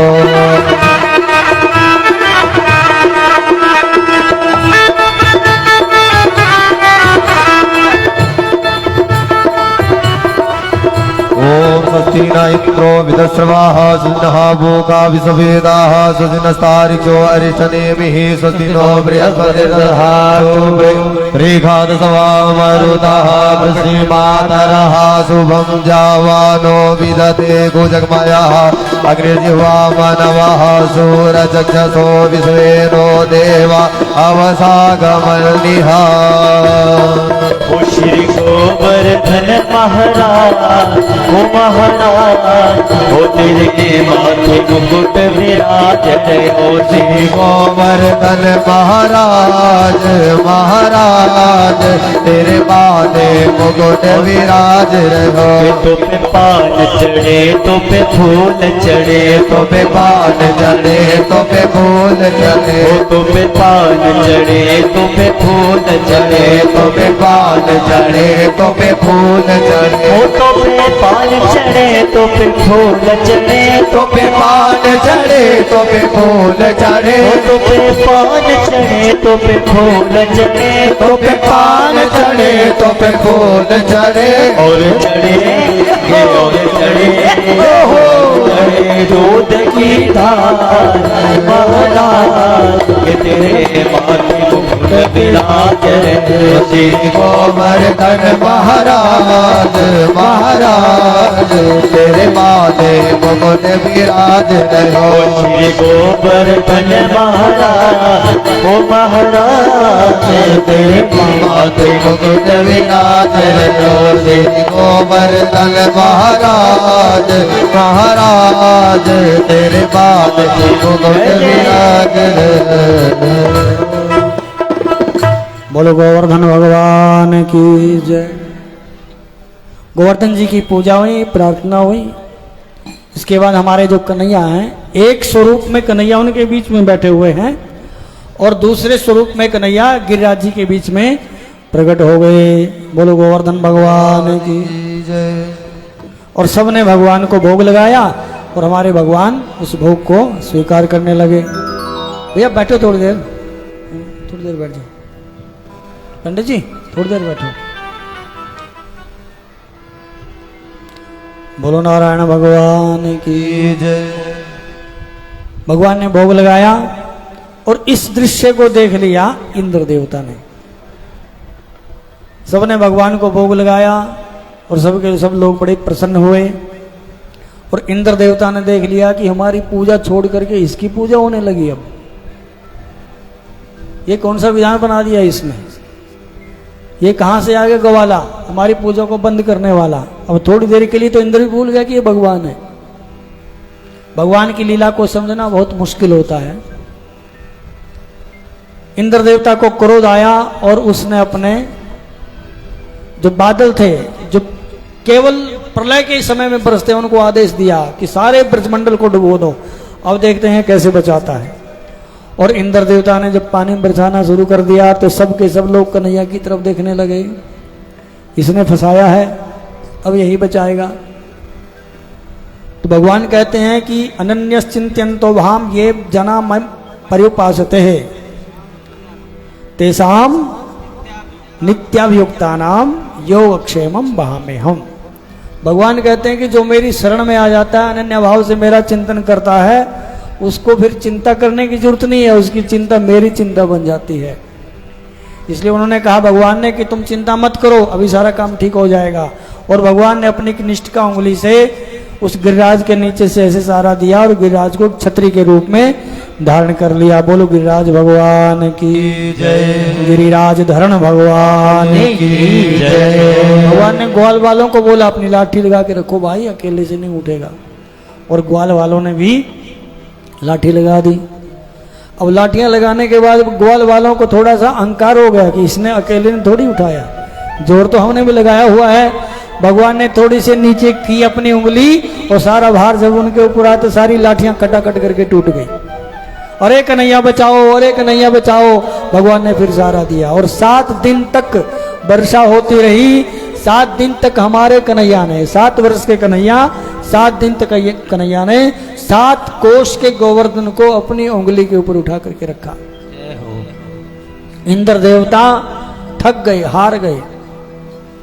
इतना पानी बरसा कि इंद्र देवता भी हार गए। फिर इंद्र की चेतना लौटी कि ओहो ये तो भगवान है, ये तो बहुत बड़ा काम गलत हुआ। उसके बाद सारे ग्वाल वालों की, गोपियों की, गोपों की भगवान ने रक्षा की। उसके बाद इंद्र ने भगवान से आकर के क्षमा याचना की। गौ माता को साथ में लेकर के आया भगवान को प्रसन्न करने के लिए कि गौ माता से भगवान प्रसन्न होंगे, नाराज नहीं होंगे। तो गौ भगवान की पूजा करने के लिए इंद्र देवता गौ माता को साथ में लेकर के आया। भगवान का दुग्ध से अभिषेक किया और भगवान का एक नाम दिया गोविंद। इंद्र का दिया हुआ नाम है ये। बोलो गोविंद भगवान की जय। भगवान से भगवान की पूजा की, प्रार्थना की। भगवान ने आशीर्वाद दिया, जाओ इंद्र अपना काम करो। और इंद्र देवता भगवान की पूजा करने के बाद वहां से चल पड़े। करने के बाद चले गए। भगवान श्री कृष्ण अपने ग्वाल वालों के साथ, गोपियों के साथ वृंदावन में पहुंचे। परीक्षित ने पूछा कि महाराज बात तो ठीक है, 7 दिन तक गोवर्धन उठाया, लेकिन वो जो इतना पानी पड़ा था वो कहाँ गया, इसके बारे में बताइए थोड़ा सा। तो कहते हैं कि सुनो, जब एक बार ये सारे ऋषि महात्मा बैठ करके भोजन कर रहे थे तो शंकर भगवान भी वहां पर बैठे थे और अगस्त मुनि भी बैठे हुए थे। तो अपने यहाँ जब ब्राह्मण लोग भोजन करते हैं, संत महात्मा भोजन करते हैं, तो साथ ही बैठते हैं, साथ ही उठते हैं। अगर एक उठ गया तो फिर सारे उठ जाते हैं। तो उस समय जब भोजन कर रहे थे, सबने आचमन जल ले लिया था। तो जब शंकर भगवान उठे कि भैया भोजन हो गया सबका, तो अगस्त मुनि का आचमन लेना बाकी था, जल लेना। उस समय जल लेना बाकी था। तो उस समय भगवान राम ने उनको आशीर्वाद दिया, वरदान दिया कि बाबा अभी तो जो हो गया सो हो गया, मन ही मन, लेकिन आपकी जो प्यास है अब ये द्वापर युग में बुझेगी। तो सुखदेव बाबा कहते हैं कि जितना भी जल गिरा वो अगस्त मुनि जी अपनी अंजलि में लेकर के सारे का सारा जल पी गए। जल कहीं नहीं गया, वो प्यासे बैठे थे त्रेता युग के आज तक, तो उन्होंने सारा के सारा जल पी लिया अगस्त मुनि ने। बोलो गिरिराधरण भगवान की जय। ये भगवान की सुंदर लीला है। आज की कथा यहाँ पर विश्राम लेती है। कल भगवान का जन्म हुआ, प्रकट हुए भगवान। आज भगवान की कुछ लीलाएं, और कल को हम बड़े धूमधाम के साथ भगवान का विवाह करेंगे। कल भगवान का प्रथम विवाह रुक्मणी जी के साथ होगा। तो आप अपने विवाह के हिसाब से आना कथा में, फिर जैसे शादी में जाते हैं ना, तो उस हिसाब से आना। आपको सबको बड़े शुभ कार्य यहाँ पर हो रहा है, दिव्य कार्य यहाँ पे चल रहा है। हम सब लोग यहाँ पर बैठ करके भाव के साथ भगवान की दिव्य लीलाओं का आनंद ले रहे हैं। और हम लोग यहाँ पर देखो, जैसे आपको सुनने में आनंद आता है, हमारे को सुनाने में आनंद आता है। आप बढ़िया प्रेम से भाव से सुन रहे हैं, इसलिए हमको भी सुनाने में बड़ा आनंद आता है। कथा, जो कथा का आयोजन हुआ है कौशिक परिवार की तरफ से, यहाँ पर हमारे बीच में श्री मदन लाल जी एसडीओ बिजली बोर्ड से जो रिटायर हैं, आपका सब सारा परिवार यहाँ पे है। ईश्वर चंद जी जो आप देखते हैं प्रतिदिन यहाँ पर बड़े भाव के साथ यहाँ पर पूजा अर्चना में सम्मिलित होते हैं, ये हरियाणा गवर्नमेंट से जिलेदार रिटायर हैं। वासुदेव जी आप भी बैठे हुए हैं यहाँ पे, आप प्राध्यापक रिटायर हैं सब यहाँ पे। बड़े भाव के साथ आप यहाँ पर इस यज्ञ में अपना भाव प्रदर्शन कर रहे हैं। कमलकांत जी आप भी रिटायर हैं, जो आप भी प्राध्यापक पद से रिटायर हैं। रमेश चंद जी जो अभी सर्विस में हैं, और हमारे जो बड़े भाई हैं नरेश कुमार जी कर्नल भारतीय सेना में हैं, हमारे बीच में हैं। आप सबके सहयोग से बहुत बढ़िया कार्यक्रम चल रहा है। और सुरेश कुमार जी जो पंचायत विभाग में हैं, एसडीओ हैं। आप सब, विजय कुमार जी जो वरिष्ठ प्रबंधक हैं एक्सिस बैंक में।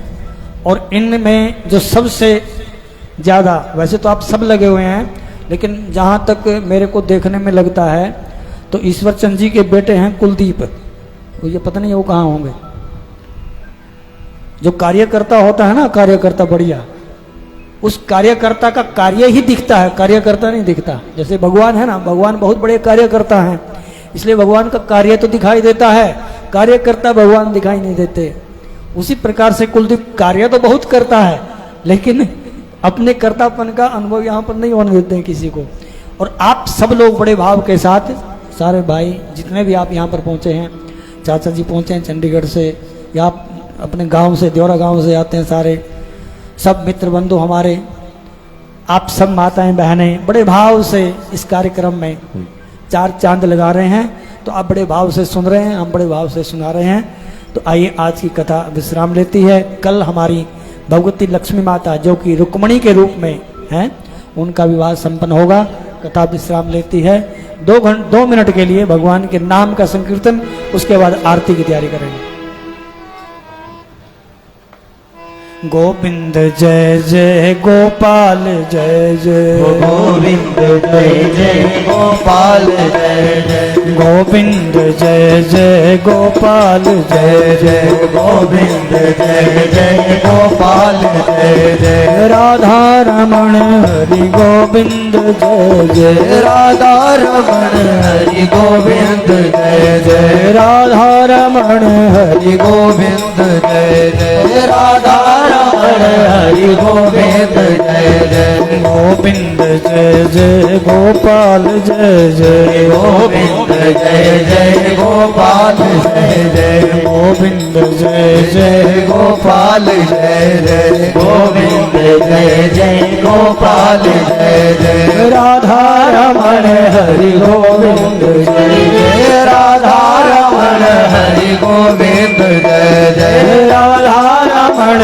हरि गोविंद जय जय, राधा रमण हरि गोविंद जय जय, गोविंद जय जय गोपाल जय जय, गोविंद जय जय गोपाल जय जय, गोविंद जय जय गोपाल जय जय, गोविंद जय जय गोपाल जय जय, गोविंद जय जय गोपाल जय जय, गोविंद जय जय गोपाल जय जय। बोलिए गिरिराज धरण सरकार की जय। गोवर्धन गिरधारी जी सुध लेना हमारी, गोवर्धन गिरधारी जी सुध लेना हमारी, गोवर्धन गिरधारी जी सुध लेना हमारी, गोवर्धन गिरधारी जी जय हो सुध लेना हमारी, लेना हमारी सुध लेना हमारी, लेना हमारे सुध लेना हमारे, लेना हमारी सुध लेना हमारी, लेना हमारी सुध लेना हमारे, गोवर्धन गिरधारी सुध लेना हमारी, गोवर्धन गिरधारी सुध लेना हमारी।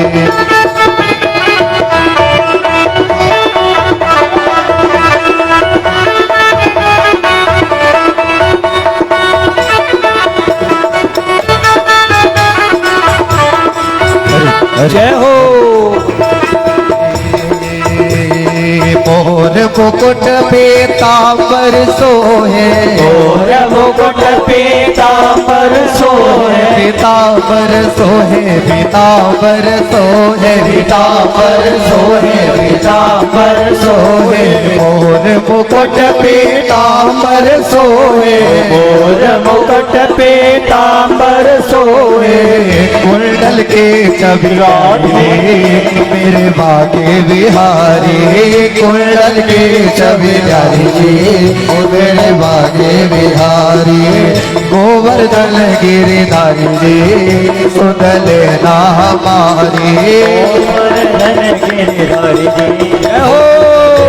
हमारी, लेना हमारी सुध लेना हमारी, लेना हमारी सुध लेना हमारे, लेना हमारी सुध लेना हमारी, लेना हमारी सुध लेना, दोनों हाथ उठा करके गोवर्धन गिरधारी सुध लेना हमारी, गोवर्धन गिरधारी सुध लेना हमारी। जय हो।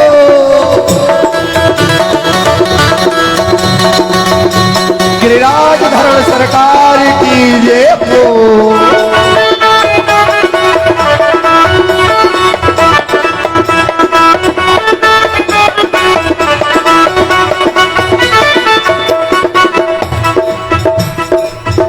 गोवर्धन की परिक्रमा की जाती है और बैठ करके परिक्रमा होती नहीं है, किसी शास्त्र में नहीं लिखा कि बैठ करके परिक्रमा होती है।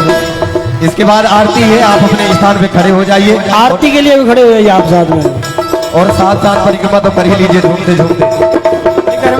तुम बिन हमरे कौन खबर ले, तुम बिन हमरे कौन खबर ले, कौन खबर ले, कौन खबर ले, कौन खबर ले, कौन खबर ले, तुम बिन हमरे कौन खबर ले, तुम बिना हमारे कौन खबर ले, तुमरे कौन खबर ले, तुम्हारे बिना कौन खबर ले, लखना लाज हमारी रे दारी, लखना लाज हमारी रे मेरे बागे बिहारी, गिरधारी सुध लेना हमारी, गोवर्धन गिरधारी सुध लेना हमारी, गोवर्धन गिरधारी सुध लेना हमारी।